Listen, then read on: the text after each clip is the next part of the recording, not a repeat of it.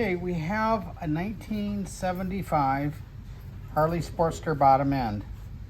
The crankshaft appears to turn freely. Has an authentic serial number.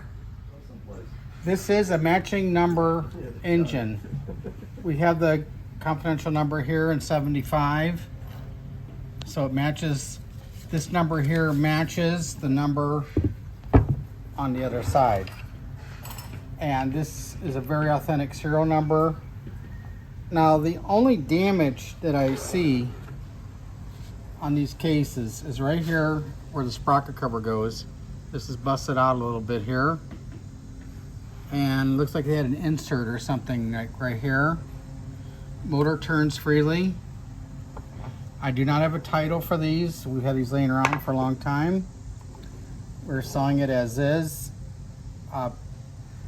So this would be a good set of cases if you needed cases or a crankshaft or something. And we are asking $300 for this.